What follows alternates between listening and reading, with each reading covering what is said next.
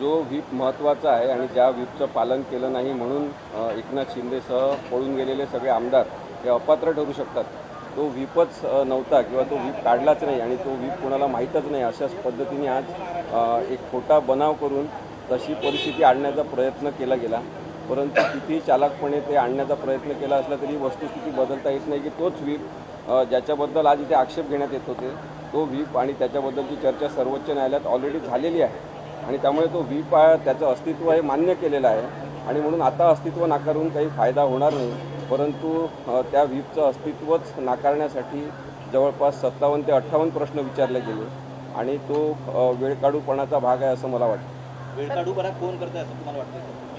हे जे अनावश्यक प्रश्न विचारून वेळ वाया घालवला जातं त्यातून वेळकाढूपणा होतो आहे. कारण की ज्या व्हीपचं अस्तित्व सर्वोच्च न्यायालयामध्ये चर्चेत होतं, ज्याच्याबद्दलच्या सगळ्या चर्चा झाल्या, आक्षेप घेण्यात आले, ज्याच्यावर खूप मोठी मांडणी झाली, त्याच्यावर आता तो व्हीपच नव्हता अशा पद्धतीने जर सांगितलं जात असेल तर तो वेळकाढूपणा आहे असं माझं म्हणणं नाही. या प्रसंगी या अनुरूप अध्यक्षांनी पण टीका केली. एकंदरीत दोन्ही पक्षांकडून वेळकाढूपणा काढण्यात येतो. काय होतं आहे की जे काही प्रश्न विचारले जातात ते फिरून फिरून तेच ते प्रश्न सतत विचारले गेलेले आहेत. तुमच्यासमोर जर प्रश्न आले आणि त्याचे उत्तर आले तुमच्या लक्षात येईल की एकच प्रश्न व्हीपच्या संदर्भातला सातत्याने विचारण्यात आला. जवळपास 48 प्रश्न असे तुम्हाला दिसतील की जे सारखेच प्रश्न आहे वेगळ्या स्वरूपात विचारले गेले आहेत आणि म्हणून मला वाटते की वेळकाढूपणा हा प्रश्न विचारण्यातून त्याचे उत्तरं देणं आवश्यक असताना त्याच्यामुळे झालेला आहे आणि म्हणून कायद्याची जी प्रक्रिया आहे ती लांबवली गेलेली आहे प्रश्न विचारून असं माझं मत आहे. सर, उलट तपासणीसाठी ठाकरे गटाकडून आता सुनील प्रभू यांच्यानंतर कोण उपस्थित राहणार आहे? हे उलट तपासणीसाठी त्यांनी पहिले तपासणीसाठी ज्यांना बोलवलेलं आहे त्याच्यामध्ये एक जोशी म्हणून आहेत जे कार्यालयीन कामकाज बघतात, ज्यांच्या द्वारे ईमेल पाठवण्यात आली होती आणि व्हीप जारी करण्यात आला होता, पत्र पाठवण्यात आलं होतं मीटिंगच्या संदर्भातले, त्यांनी बोलवलेलं आहे. परंतु उद्या सुनील प्रभू यांचंच बहुतेक चालेल आणि त्याच्यानंतरच्या तारखेला त्यांना बोलवण्यात येईल. त्यांना काहीतरी तब्येत बरी नाही म्हणून उद्या अनुपस्थित राहून परवानगी मागत होते. परवा त्यांना बरेचसे किडनीचा वगैरे त्रास आहे त्यामुळे जास्त वेळ बसता येत नाही म्हणून त्यांनी अनुपस्थित राहण्याची परवानगी परवासाठी मागितली.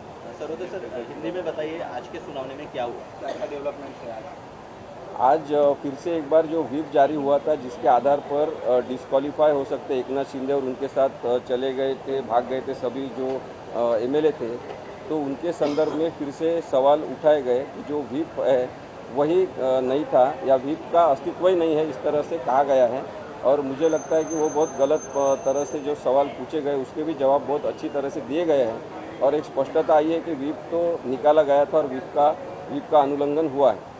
सर, लेकिन जिस तरह से जो है वो समय जाता हुआ नजर आ रहा है, अध्यक्ष ने भी उस चीज़ को लेकर जो है वो नाराजगी दिखाई है. 16 दिन जो है उनके पास है जिसमें डिसीजन देना है, ऐसा भी अध्यक्ष ने कहा है.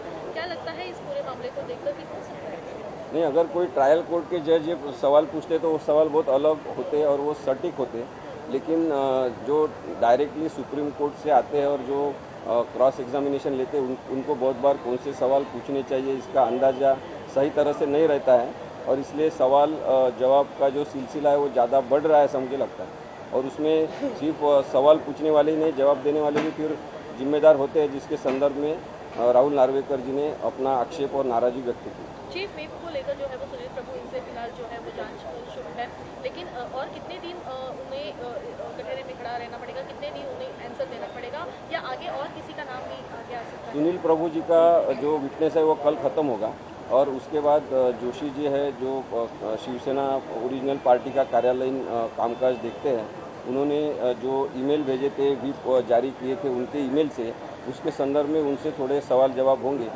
उसके बाद उन्होंने किसी को नहीं बुलाया ऐसा मुझे लगता है, लेकिन वो टाइम पे भी और किसी को बुलाने की इच्छा व्यक्त कर सकते हैं. अध्यक्ष ने कहा है कि मेरे पास कुछ ही दिन बचे हैं, ये जो सुनवाई है उसे लंबा ना करते हुए जल्दी खत्म करना है, 31 दिसंबर तक डेडलाइन भी है. नहीं, अभी क्या हो रहा है कि अभी सभी लोग यानी पहले सिर्फ उद्धव ठाकरे शिवसेना गठ के लोग बोलते थे कि जल्दी सुनवाई होनी चाहिए, लेकिन अभी सभी लोग ये दिखाने की कोशिश कर रहे हैं कि हमें जल्दी ख़त्म करना है, लेकिन उनके मन में है कि वो प्रलंबित होना चाहिए.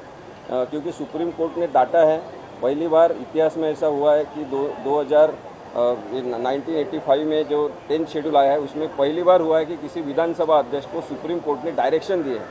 तो ये सब जो नामुश्की आई है उसके वजह से दिखाने की कोशिश हो रही है कि हमें जल्दी ख़त्म करना है। अध्यक्ष ने कहा है कि सिर्फ 16 दिन बचे हैं उनके पास। आपको वो लगता सब है 16 हिसाब दिन उनका 16 दिन बचे वगैरह सब बराबर हिसाब है, लेकिन जिस तरह से पहले प्रोलॉन्ग किया उन्होंने उसमें उनकी भी गलती है। देश विदेशातील प्रत्येक घडामोडींचे लाईव्ह अपडेट मिळवण्यासाठी आता साम टीव्हीच्या सर्व सोशल मीडिया प्लॅटफॉर्मला लाईक, फॉलो आणि सबस्क्राईब करा। तसंच सर्व नोटिफिकेशनसाठी बेल आयकॉन प्रेस करायला विसरू नका।